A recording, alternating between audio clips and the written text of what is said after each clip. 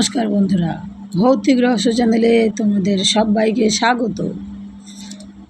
আমি আজকে তারানাথ তান্ত্রিকের তৃতীয় পার্ট তৃতীয় পর্ব গল্পটি করতে চলেছি।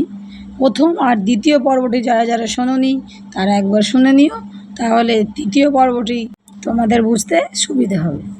তাহলে চলো গল্পটা শুরু করা যাক। আচ্ছা, দ্বিতীয় পর্বে আমরা শুনেছিলাম তারানাথ গিয়েছিল সেই পাগলির কাছে, তাকে না জানিয়েই পাগলির কাছে গিয়েছিল, সে যাতে না টের পায় সে চুপি চুপি তারানাথ সন্ধ্যের পর গিয়েছিল। গিয়ে পাগলিকে গাছের তলায় দেখতে পায়নি, তার বদলে একজন ষোড়শী বালিকা গাছের কুঁড়িতে ঠেস দিয়ে সামনের দিকে চেয়ে রয়েছিল। এবার তখন তারানাথ সেই মেয়েটিকে জিজ্ঞেস করলো যে মা, তিনি কোথায় গেলেন? তখন মেয়েটি বলেছিল হেসে, কে? আমরা এই পর্যন্ত শুনেছিলাম, আমরা তারপর থেকে তৃতীয় পার্টটা শুনব। তাহলে চলো শুরু করা যাক। সেই তিনি এখানে থাকতেন। মেয়েটি খিলখিল করে হেসে বললে, মরণ, কে তার নামটাই বলো না, নাম বলতে লজ্জা আছে নাকি? আমি চমকে উঠলাম, সেই পাগলি তো, সেই হাসি, সেই কথা বলবার ভঙ্গি, এই ষোড়শী বালিকার মধ্যে সেই পাগলি রয়েছে লুকিয়ে। সে এক অদ্ভুত আকৃতি, ভেতরে সেই পরিচিতি পাগলি, বাহিরে এক অপরিচিতি রূপসী ষোড়শী বালিকা। মেয়েটি হেসে ঢলে পড়ে আর কি বললে, এসো না, এসো, বসো না, এসে পাশে। লজ্জা কি? আহা, আর এত লজ্জায় দরকার নেই, এসো। হঠাৎ আমার বড় ভয় হলো। মেয়েটির রকম সকম আমার ভালো বলে মনে হলো না। তাছাড়া আমার দৃঢ় বিশ্বাস হলো এ পাগলি আমায় কোনো বিপদে ফেলবার চেষ্টায় আছে। ফিরে চলে যাচ্ছি এমন সময়ে পরিচিতি কণ্ঠের ডাক শুনে থমকে দাঁড়ালাম। দেখি বটতলায় পাগলি বসে আছে, আর কেউ কোথাও নেই। আমার তখন ভয় যায়নি। ভাবলাম আজ আর কিছুতেই এখানে থাকবো না, আজ ফিরে যাই। পাগলি বললে, এসো, বসো। বললাম, তুমি ওরকম ছোট মেয়ে সেজেছিলে কেন? তোমার মতলবখানা কি? পাগলি বললে, মরণ, ঘাটের মরা, আবল তাবল বকছে। বললাম, না, সত্যি কথা বলছি, আমায় কোনো ভয় দেখিও না যখন তোমায় মা বলে ডেকেছি। পাগলি বললে, শোন, তবে তুই সেরকম নস, তন্ত্রের সাধনা তোকে দিয়ে হবে না, অত সাধু সেজে থাকবার কাজ নয়। থাক, তোকে দু একটা কিছু দেব, তাতেই তুই করে খেতে পারবি। একটা মরা চাই, আসবে শিগগিরই অনেক মরা, এই ঘাটেই আসবে। ততদিন অপেক্ষা কর, কিন্তু যা বলে দেব তাই করবি, রাজি আছিস? সব সাধনা, ভিন্ন কিছু হবে না। তখন আমি মরিয়া হয়ে উঠেছি। আমি ভীতু লোক ছিলাম না কোনো কালেই, তবুও কখনো মরার ওপরে বসে সাধনা করব এ কল্পনাও করিনি। কিন্তু রাজি হলাম পাগলির প্রস্তাবে। বললাম, বেশ, তুমি যা বলবে তাই করব, কিন্তু পুলিশের হাঙ্গামার মধ্যে যেন না পড়ি। আর সব তাতে রাজি আছি। একদিন সন্ধ্যের কিছু আগে গিয়েছি, সেদিন দেখলাম পাগলির ভাবটা যেন কেমন কেমন। ও আমায় বললে, একটা মরা পাওয়া গিয়েছে, চুপি চুপি এসো। জলের ধারে বড় একটা পুকুর গাছের শেকড় জলের মধ্যে অনেকখানি নেমে গিয়েছে। সেই জড়ানো পাকানো জলমগ্ন শেকড়ের মধ্যে একটা 16-17 বছরের মেয়ের মরা বেঁধে আছে। কোনো ঘাট থেকে ভেসে এসেছে বোধহয়। ও বললে, তোল মরাটা, শেকড় বেয়ে নেমে যা, জলের মধ্যে মরা হালকা হবে, ওকে তুলে শেকড়ে রেখে দে, ভেসে না যায়। তখন কি করছি জ্ঞান ছিল না। মরার পরনে তখনও কাপড়, সেই কাপড় জড়িয়ে গিয়েছে শেকড়ের মধ্যে। আমাকে বিশেষ বেগ পেতে হলো না, অল্প চেষ্টাতে সেটা টেনে তুলে ফেললাম। পাগলি বললে, মরার ওপর বসে তোকে সাধনা করতে হবে, ভয় পাবি না তো? ভয় পেয়েছিস কি মরেছিস? আমি হঠাৎ আশ্চর্য হয়ে চিৎকার করে উঠলাম, আহ! আহ! মরার মুখ তখনও আমার নজরে পড়েছে। সেদিনকার সেই ষোড়শী বালিকা, অবিকল সেই মুখ, সেই চোখ, কোনো তফাৎ নেই। পাগলি বললে, চেঁচিয়ে মরছিস কেন? আপদ! আমার মাথার মধ্যে কেমন গোলমাল হয়ে গিয়েছে তখন। পাগলিকে দেখে তখন আমার অত্যন্ত ভয় হলো। মনে ভাবলাম, এ অতি ভয়ানক লোক দেখছি। গাঁয়ের লোক ঠিকই বলে, কিন্তু ফিরবার পথ তখন আমার বন্ধ। পাগলি আমায় যা যা করতে বললে, সন্ধ্যে থেকে আমাকে তা করতে হলো। সব সাধনার অনুষ্ঠান সম্বন্ধে সব কথা তোমায় বলবারও নয়। সন্ধ্যের পর থেকেই আমি সবের ওপর আসন করে বসলাম। পাগলি একটা অর্থশূন্য মন্ত্র আমাকে বললে, সেটাই জপ করতে হবে অনবরত। আমার বিশ্বাস হয়নি যে এতে কিছু হয়। এমনকি ও যখন বললে, যদি কোনো বিভীষিকা দেখো তবে ভয় পেও না, ভয় পেলেই মরবে, তখনও আমার মনে বিশ্বাস হয়নি। রাত্রি দুপুর হলো ক্রমে।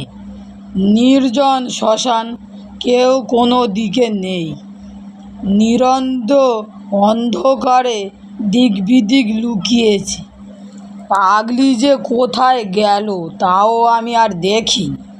হঠাৎ এক পাল শেয়াল ডেকে উঠল নদীর ধারে, একটা কষার ঝোপের আড়ালে। শেয়ালের ডাক তো কতই শুনি, কিন্তু সেই ভয়ানক শ্মশানে একটা টাটকা মরার ওপর বসে সেই শেয়ালের ডাকে আমার সর্বাঙ্গ শিউরে উঠল। ঠিক সঙ্গে সঙ্গে আর একটি ব্যাপার ঘটল। বিশ্বাস করা না করা তোমার ইচ্ছা, কিন্তু তোমার কাছে মিথ্যা বলে আমার কোনো স্বার্থ নেই। আমি তারানাথ জ্যোতিষী, বুঝি কেবল পয়সা। তুমি আমাকে 1 পয়সা দেবে না, সুতরাং তোমার কাছে মিথ্যা বলতে যাব কেন? শেয়াল ডাকার সঙ্গে সঙ্গে আমার মনে হলো শ্মশানের নিচে নদী জল থেকে দলে দলে সব বউ মানুষরা উঠে আসছে। অল্প বয়সী বউ, মুখে ঘোমটা টানা, জল থেকে উঠে এলো, অথচ কাপড় ভিজে নয় কারো। দলে দলে 1টা 2টো 5টা 10টা 20টা। তারা সকলে এসে আমায় ঘিরে দাঁড়ালো। আমি এক মনে মন্ত্র জপ করছি। ভাবছি যা হয় হবে। একটু পরে ভালো করে চাইতে গিয়ে দেখি আমার চারপাশে একটাও বউ নয়, সব করোড়া পাখি। বীরভূমে নদীর চড়ে যথেষ্ট হয়। দু পায়ের গম্ভীর ভাবে হাঁটে, ঠিক যেন মানুষের মতো। এক মুহূর্তে মনটা হালকা হয়ে গেল। তাই বল হরি হরি পাখি, চিন্তাটা আমার সম্পূর্ণ শেষ হয়নি। পরক্ষণে আমার চারপাশে মেয়ে গলায় কারা খিলখিল করে হেসে উঠল।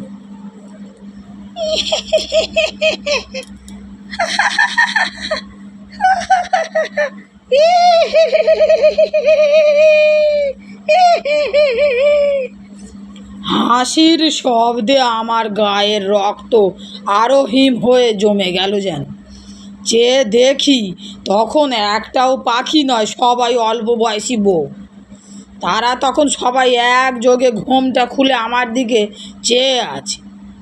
আর তাদের চারিদিকে সেই বড় বড় মাঠের যেদিকে তাকাই অসংখ্য নরকঙ্কাল, দূরে নিকটে ডাইনে বাঁয়ে অন্ধকারের মধ্যে সাদা সাদা দাঁড়িয়ে আছে কতকালের পুরনো জীর্ণ হাড়ের কঙ্কাল। তাদের অনেকগুলোর হাতে সব আঙুল নেই, অনেকগুলোর হাড় রোদে জলে চটা উঠে ক্ষয়ে গিয়েছে। কোনোটার মাথার খুলি ফুটো, কোনোটার পায়ের নলির হাড় ভেঙে বেঁকে আছে। তাদের মুখও নানা দিকে ফেরানো। দাঁড়াবার ভঙ্গি দেখে মনে হয় কেউ যেন তাদের বহু যত্নে তুলে ধরে দাঁড় করিয়ে রেখেছে। কঙ্কালের আড়ালে পেছন থেকে যে লোকটা এদের খাড়া করে রেখেছে, সে যেই ছেড়ে দেবে অমনি কঙ্কালগুলো হুড়মুড় করে ভেঙে পড়ে গিয়ে জীর্ণ ভাঙাচোরা তোবড়ানো নোনা ধরা হাড়ের রাশি স্তূপাকার হয়ে উঠবে। অথচ তারা যেন সবাই সজীব, সকলেই আমাকে পাহারা দিচ্ছে। আমি যেন প্রাণ নিয়ে এ শ্মশান থেকে পালাতে না পারি। হাড়েরা হাত বাড়িয়ে একযোগে সবাই যেন আমার গলা টিপে মারবার অপেক্ষায় আছে। উঠে সোজা দৌড় দেব ভাবছি, এমন সময় দেখি আমার সামনে এক অতি রূপসী বালিকা আমার পথ আগলে হাসি মুখে দাঁড়িয়ে। এ আবার কি? যা হোক, সব রকম ব্যাপারের জন্যে আজ প্রস্তুত না হয়ে আর সব সাধনা করতে নামিনি। আমি কিছু বলবার আগে মেয়েটি হেসে হেসে বললে,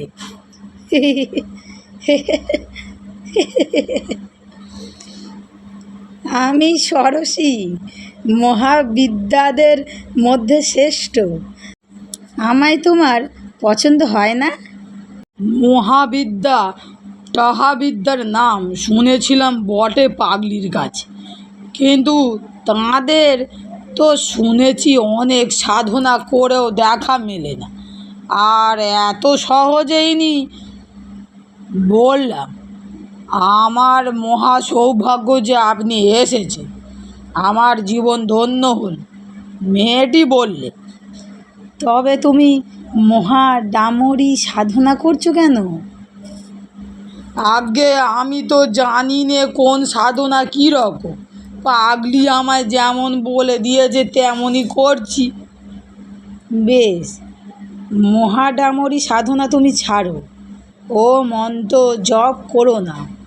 যখন দেখা দিয়েছি তখন তোমার আর কিছুতে দরকার নেই। তুমি মহাডামরি ভৈরবীকে দেখোনি? অতি বিকট তার চেহারা, তুমি ভয় পাবে। ছেড়ে দাও ও মন্তু।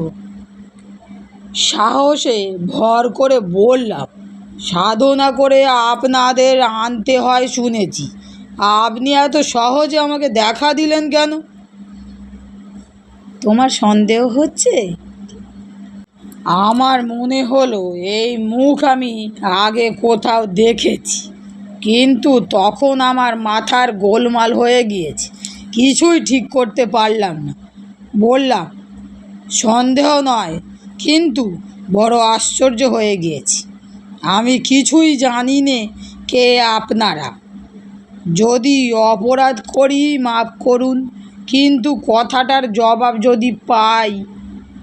বালিকা বললে, মহাডামরিকে চেনো না, আমাকেও চেনো না, তাহলে আর চিনে কাজ নেই। এসেছি কেন জিজ্ঞেস করছো? দ্বিবৌঘ পথের নাম শোনোনি তন্তে? পাষণ্ড দলনের জন্যে ওই পথে আমরা পৃথিবীতে নেমে আসি। তোমার মন্ত্রে দ্বিবৌঘ পথে সাড়া জেগেছে, তাই ছুটে দেখতে এলাম।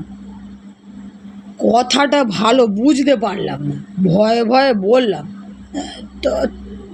তবে কি খুবই পাষণ্ড? বালিকা খিলখিল করে হেসে উঠল, বললে,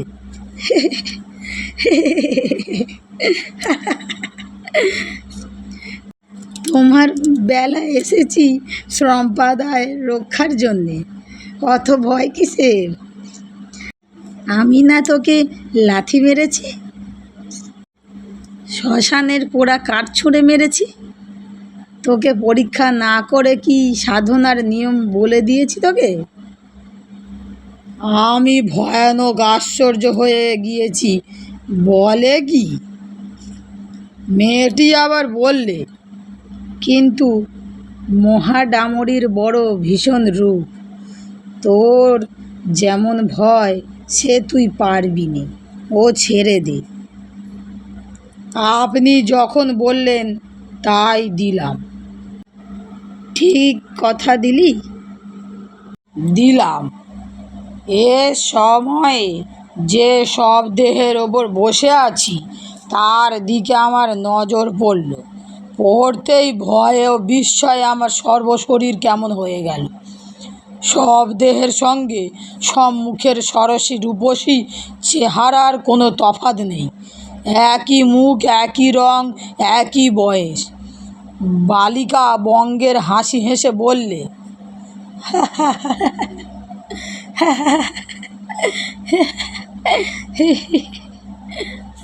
চেয়ে দেখছিস কি? আমি কথার কোনো উত্তর দিলাম না। কিছুক্ষণ থেকে একটা সন্দেহ আমার মনে ঘনিয়ে এসেছিল, সেটা মুখেই প্রকাশ করে বললাম, কে কে কে আপনি? আপনি কি সেই শ্মশানের পাগলি নাকি? একটা বিকট বিদ্রূপের হাসিতে রাত্রির অন্ধকার চিরে ফেরে চৌচির হয়ে গেল। সঙ্গে সঙ্গে মাঠময় নরকঙ্কালগুলো হাড়ের হাতে তালি দিতে দিতে এঁকে বেঁকে উদ্দাম নৃত্য শুরু করলে, আর অমনি সেগুলো নাচের বেগে ভেঙে পড়তে লাগলো। কোন কঙ্কালের হাত খসে গেল, কোনোটার মেরুদণ্ড, কোনোটার কপালের হাড়, কোনোটার বুকের পাঁজরগুলো, তবুও তাদের নৃত্য সামনেই চলছে। এদিকে হাড়ের রাশি উঁচু হয়ে উঠল, আর হাড়ে হাড়ে লেগে কী বীভৎস ঠক ঠক শব্দ! হঠাৎ আকাশের এক প্রান্তে যেন জড়িয়ে গুটিয়ে গেল কাগজের মতো, আর সেই ছিদ্রপথে যেন এক বিকট মূর্তি নারী উন্মাদিনীর মতন আলুথালু বেশে নেমে আসছে দেখলাম। সঙ্গে সঙ্গে চারপাশের বনে শেয়ালের দল আবার ডেকে উঠল। বৃষ্টি মরা পচার দুর্গন্ধে চারিদিক পূর্ণ হলো। পেছনের আকাশটা আগুনের মতো রাঙা মেঘে ছেয়ে গেল, তার নিচে চিল শকুনি উড়ছে, সেই গভীর রাত্রে শেয়ালের চিৎকার ও নরকঙ্কালের ঠোকাঠুকি শব্দ ছাড়া সেই ভয়ানক রাতে বাকি সব জগৎ নিস্তব্ধ, সৃষ্টি নিঝুম। আমার গা শিউরে উঠল আতঙ্কে। পিশাচিটা আমার দিকেই যেন ছুটে আসছে। তার আগুনের ভাটার মতো জ্বলন্ত দু চোখ, ঘৃণা, নিষ্ঠুরতা ও বিদ্রূপ মেশানো। সে কি ভীষণ ক্রূর দৃষ্টি! সে প্রতিগন্ধ, সে শেয়ালের ডাক, সে আগুন রাঙা মেঘের সঙ্গে পিশাচির সেই দৃষ্টিটা মিশে গিয়েছে একই উদ্দেশ্যে। সকলেই তারা আমায় নিষ্ঠুরভাবে হত্যা করতে চায়। যে সবটার ওপর বসে আছি সে সবটা চিৎকার করে কেঁদে উঠে বললে,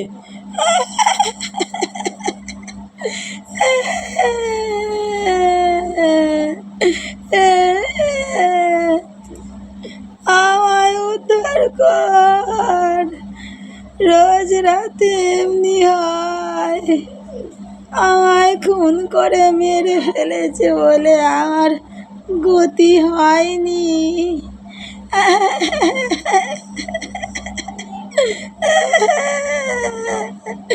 আমায় উদ্ধার কর। কতকাল আছি এই শ্মশানে, 56 বছর। কাকেই বা বলি, কেউ দেখে না। ভয়ে দিশেহারা হয়ে আমি আসন ছেড়ে উঠে দৌড় দিলাম। তখন পূবে ফর্সা হয়ে এসেছে। বোধ হয় অজ্ঞান হয়ে পড়েছিলাম। জ্ঞান হলে চেয়ে দেখি আমার সামনে সেই পাগলি বসে মৃদু ব্যঙ্গের হাসি হাসছে।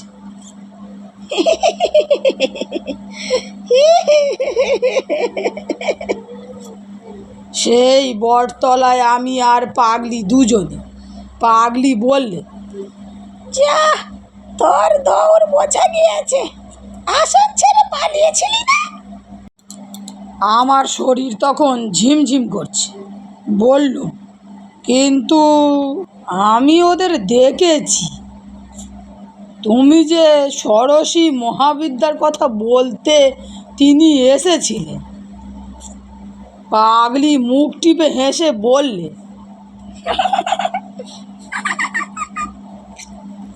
তাই তুই ষোড়শীর রূপ দেখে মন্তজার ছেড়ে দিলি?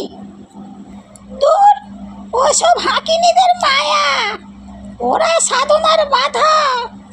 তুই ষোড়শীকে চিনিস না? শ্রী ষোড়শী সাক্ষাৎ ব্রহ্মশক্তি এবং দেবী তক্ষরী ও মহাষড়শী সুন্দরী। কহাদি সাধনা ভিন্ন তিনি প্রকট হন না।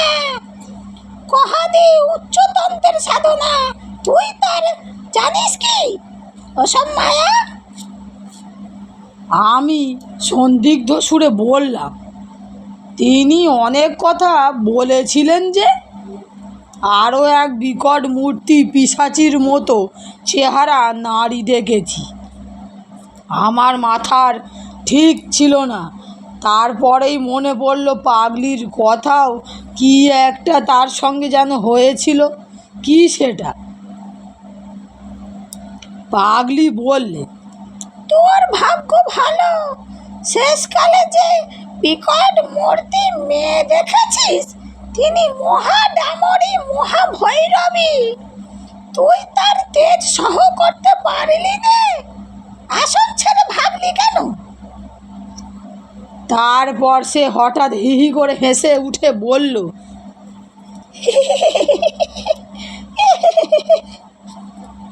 মুখ পোড়া বাদর কোথাকার।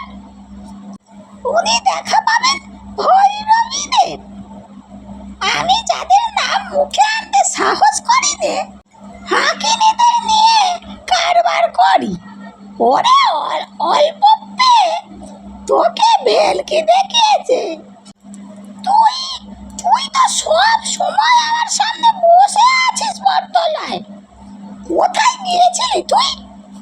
সকাল কোথায় এখন যে সারা রাত সাধনা করে আসন ছেড়ে এলি? এই তো সবে সন্ধে।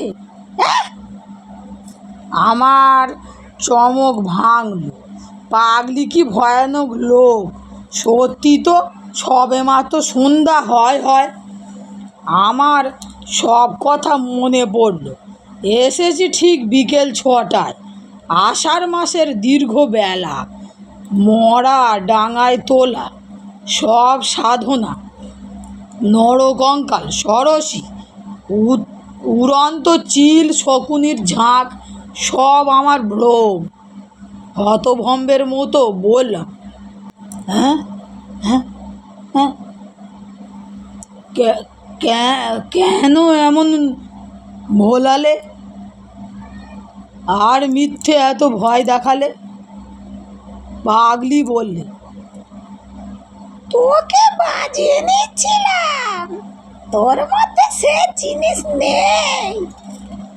তোর কর্ম নয় তন্ত্র সাধনা। তুই আর কোনোদিন এখানে আসবার চেষ্টা করবি নে, এলেও আর দেখা পাবি নে। বললাম, একটা কথার শুধু উত্তর দাও। তুমি তো সাধনার শক্তি ধরো, তুমি ভেলকি নিয়ে থাকো কেন?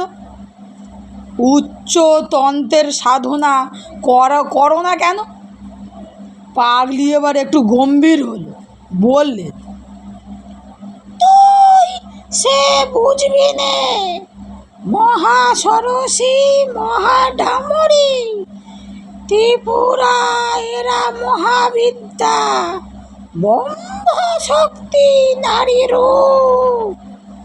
এদের সাধনা এক জন্মে হয় না। আমার পূর্বজন্ম এমনি কেটেছে, এই জন্ম গেল, গুরুর দেখা পেলাম না। যা, তুই ভাগ, তোর সঙ্গে এসব বকে কি করব? তোকে কিছু শক্তি দিলাম, তবে রাখতে পারবি না বেশি দিন। যা, পালা। চলে এলাম। সে আজ 40 বছরের কথা। আর যাইনি, ভয়েই যাইনি। পাগলির দেখাও পাইনি আর কোনো দিন। তখন চিনতাম না, বয়স ছিল কম। এখন আমার মনে হয় যে পাগলির সাধনার মানবী নয়। সংসারে কেউ ছিল না, সে লোকচক্ষুর আড়ালে থাকবার জন্যে পাগল সেজে কেন যে চিরজন্ম শ্মশানে মশানে ঘুরে বেড়াতো। তুমি, আমি সামান্য মানুষে তার কি বুঝবে? যাক, সেসব কথা। শক্তি পাগলি দিয়েছিল, কিন্তু রাখতে পারিনি। ঠিকই বলেছিল, আমার মনে অর্থের লালসা ছিল, তাতেই গেল। কেবল চন্দ্র দর্শন এখনও করতে পারি। তুমি চন্দ্র দর্শন করতে চাও? এসো, চিনিয়ে দেব 2 হাতের বুড়ো আঙুল দিয়ে। আমি দেখলাম তারানাথের বকুনি থামিবে না যতক্ষণ এখানে আছি। উঠিয়া পড়িলাম। বেলা 12টা বাজে। আপাতত চন্দ্র দর্শন অপেক্ষাও গুরুতর কাজ বাকি। তারানাথের কথা বিশ্বাস করিয়াছি কি না জিজ্ঞাসা করিতেছেন, ইহার আমি কোনো জবাব দিব না। বন্ধুরা, গল্পটি এখানেই শেষ নয়। এর পরের পার্টটা নিয়ে খুব শীঘ্রই আবার আসছি। গল্পটা তোমাদের কেমন লেগেছে অবশ্যই আমাকে কমেন্টে জানাবে। আর যারা শোনোনি প্রথম দ্বিতীয় পর্ব, তারা অবশ্যই গল্পটি শুনে নিও। আর ভালো লাগলে বন্ধুদের সঙ্গে শেয়ার করে দিও। আমার চ্যানেলটিকে সাবস্ক্রাইব করে লাইক করে আমার পাশে থেকো। আজকের মতো বিদায়।